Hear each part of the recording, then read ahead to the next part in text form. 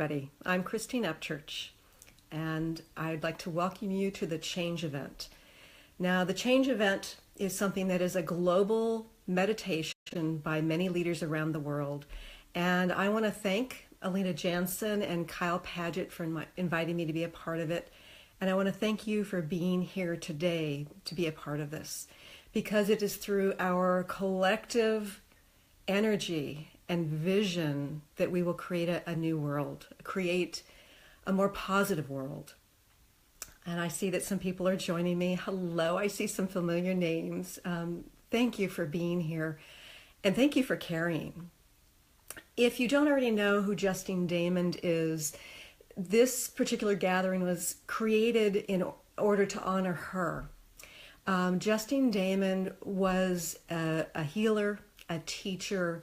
She taught Dr. Joe Dispenza's work, and she did weekly gatherings at this very time to help people to shift themselves and to help to change the world.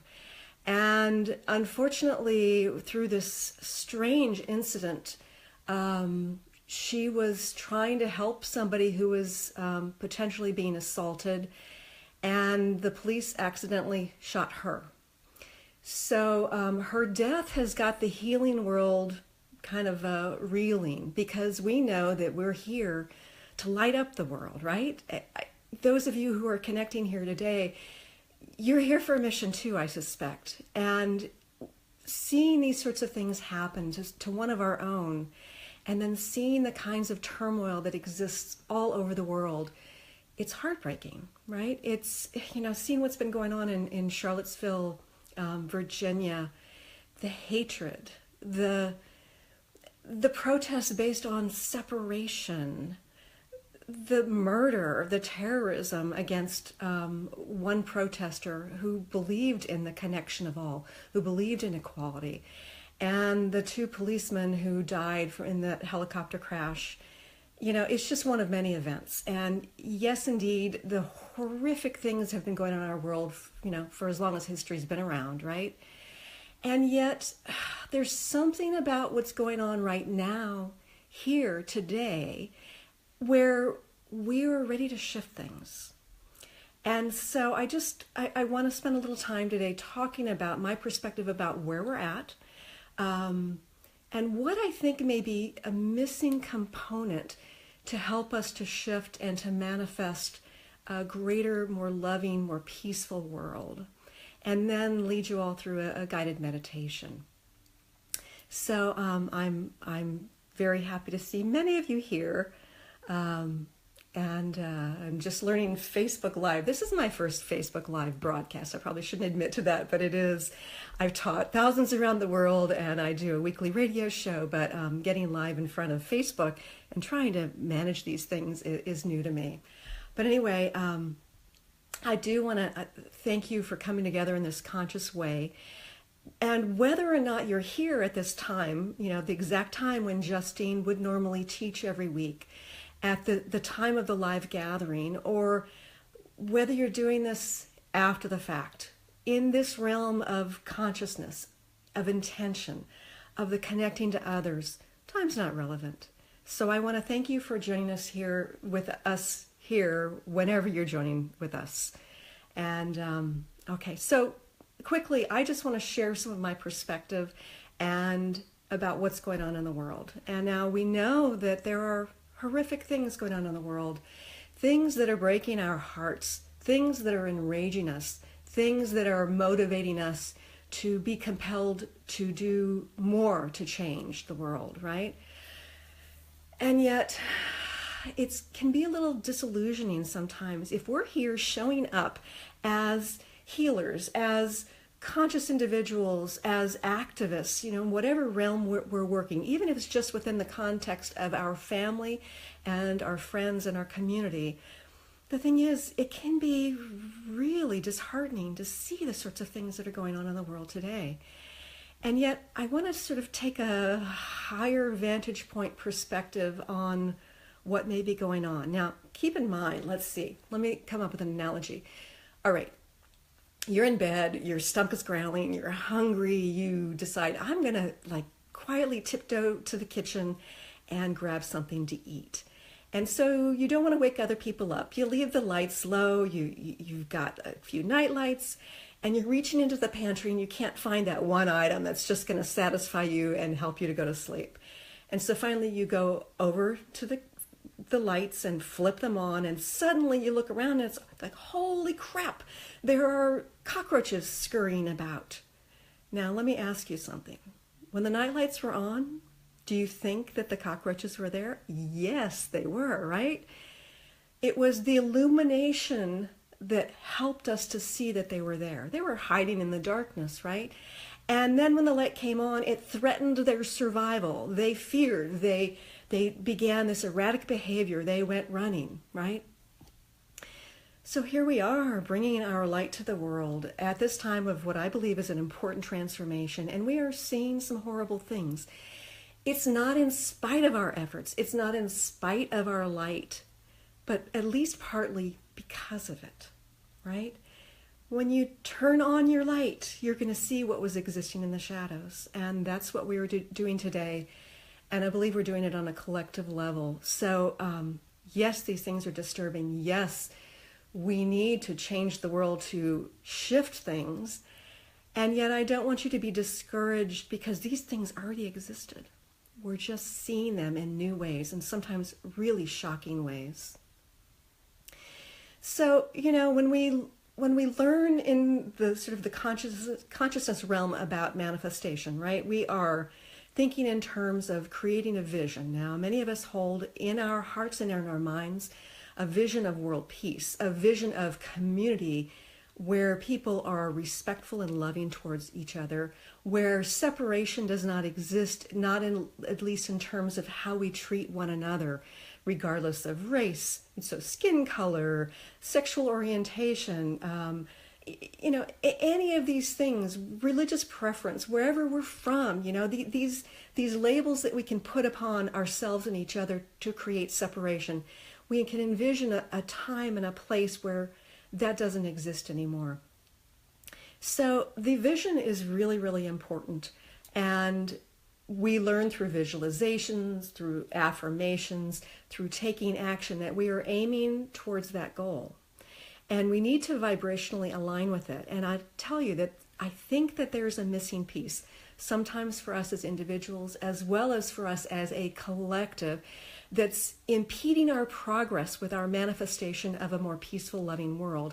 And that's this. It is basically, think in terms of the energy of our heart. Now, I know that they've been able to measure the electromagnetic field of the brain versus the heart, and the heart is much stronger, and I don't remember the actual statistics. I should know that as a former statistician, shouldn't I? But I don't remember it. Anyway, the heart energy is an incredibly powerful part of our manifestation engine. And what happens when we end up taking the sadness and the grief and avoiding it or suppressing it or trying to bypass it through positive thinking, what happens, it's kind of like clogging up the engine for manifestation. So it's kind of like you're driving your car with clogged spark plugs, right? There you are trying to merge onto the freeway and get up to speed, and there what you're doing is, you're sputtering and you're sputtering and you're sputtering and you're trying to move fast, and you can't because there is a clog there. There is a blockage.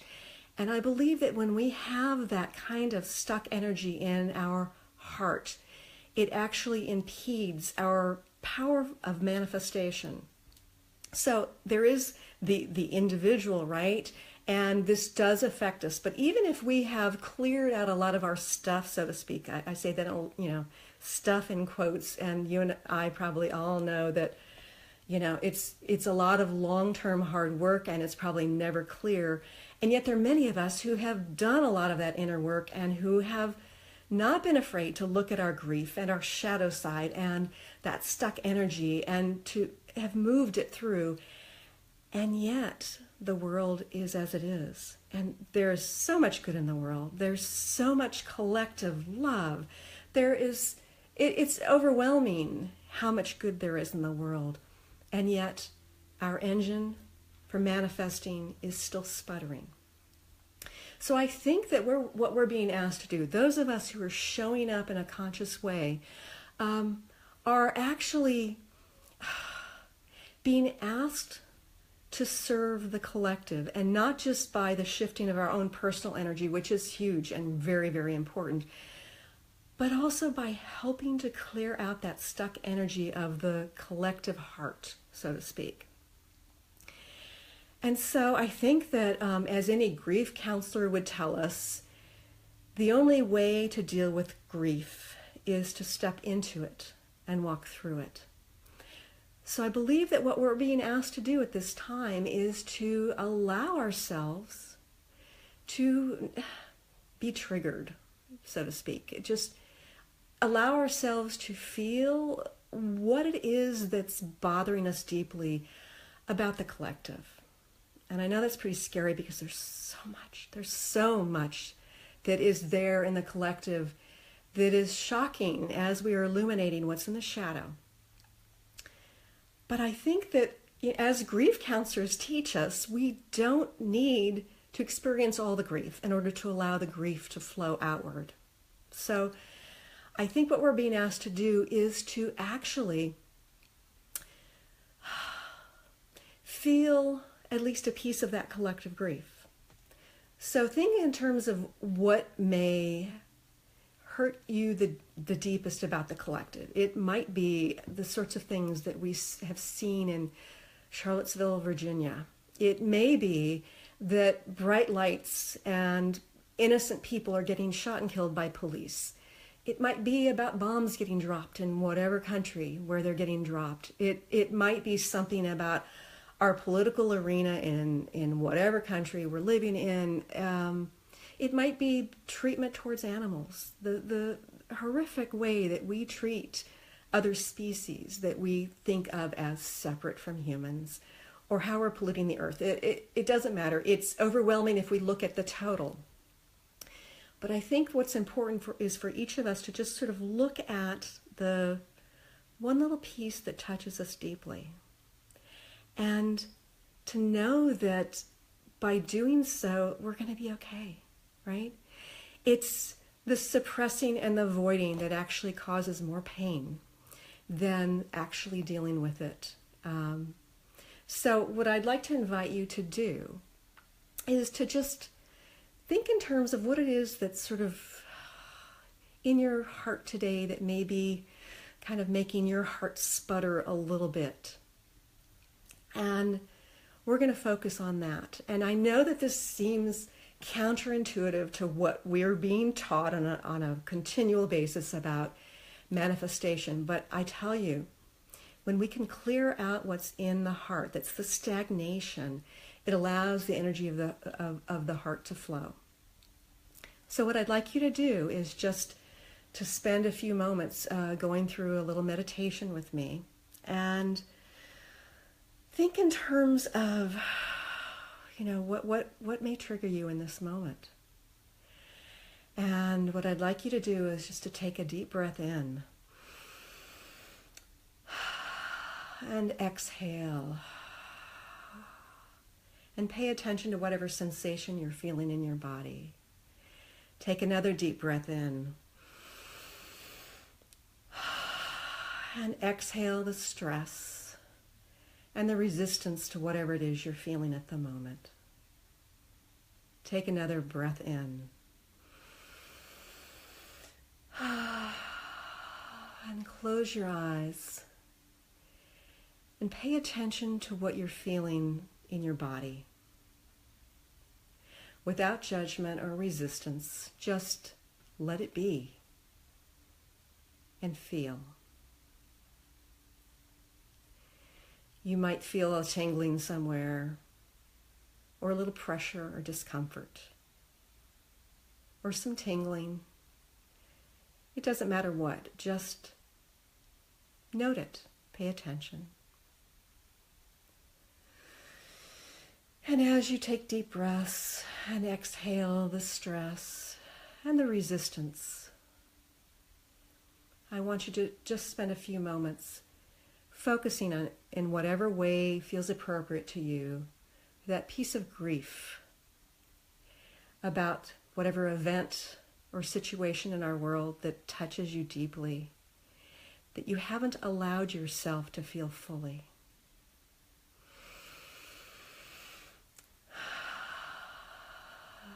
And as you focus on that, pay attention to any change within your body. Do you feel some discomfort? Maybe a greater buzzing feeling somewhere. Perhaps you're aware of some sort of sound.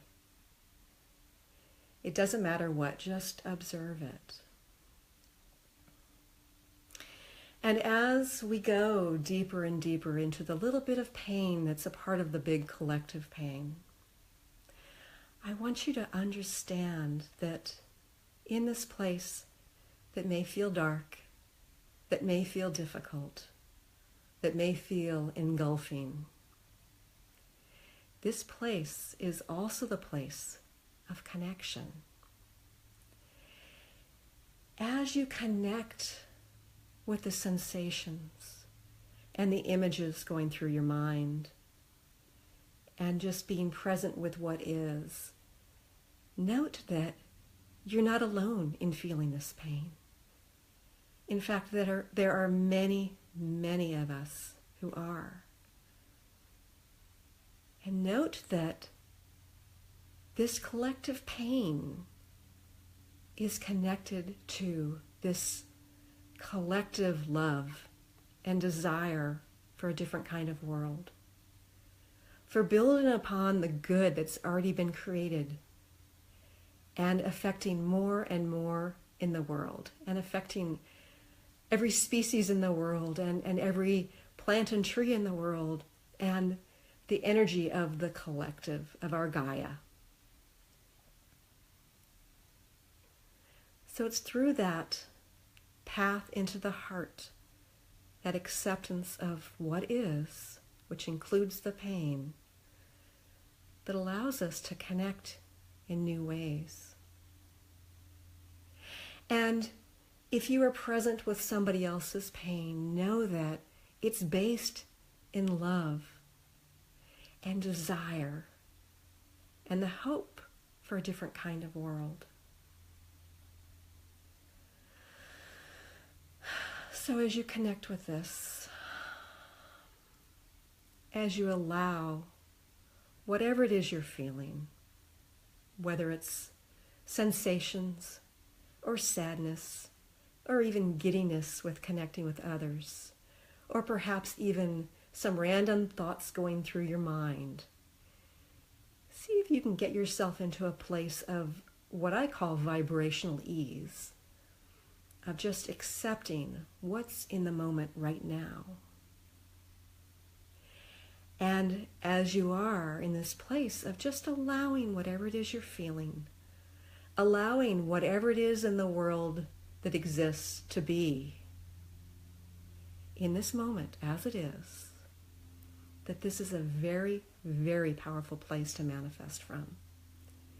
It's the sweet spot of what I call the vibration of change, where you are energetically allowing what is.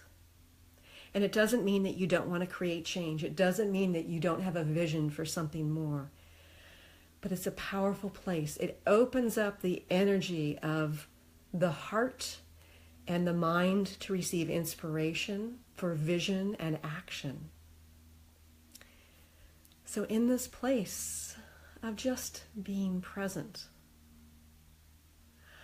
I want you to imagine what it would feel like, what it would look like to have the kind of peace and acceptance in your own little community, say in your apartment complex or your block. How might that feel as you go about your daily life? And as you interact with others who might be oppressed in today's world, what would it look like to be embracing all those who might somehow be considered to be different? And how might that make others around you feel? and feel that energetic enthusiasm for life, that connection with each other feed back to you. And think about how that makes your body feel. Now, with the energy of that, expand further into your city, your town, to the sorts of things you might see on your local newscast. People helping each other, people in need, and others showing up to help them. Respect for the environment, respect for each other. And as you envision that, allow that energy to expand, to go to further, to other cities, countries, to around the world. Can you imagine it?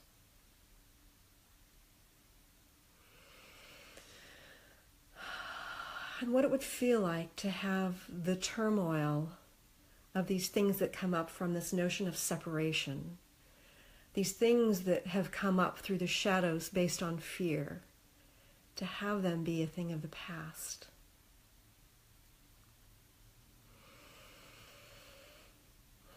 Now, I want you to sort of come back into your body a little bit more deeply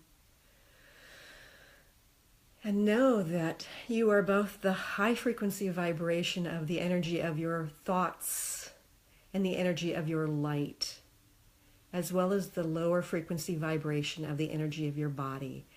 And all of these aspects of your vibration are an important part of manifesting a more peaceful and loving world. And when you feel ready, just go ahead and open your eyes. And I'm not going to be able to see when you do, unfortunately. It's not like at a workshop where I can see your beautiful eyes.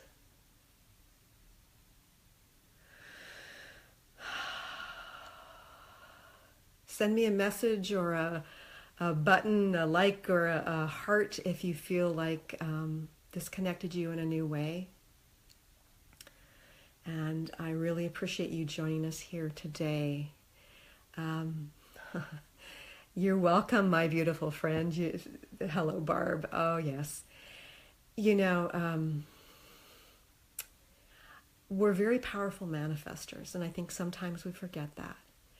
And the events on the daily news and showing up in our Facebook feeds can get in the way and sometimes impede us. Yes, they can inspire us, they can anger us, which can be a great motivation for action, right?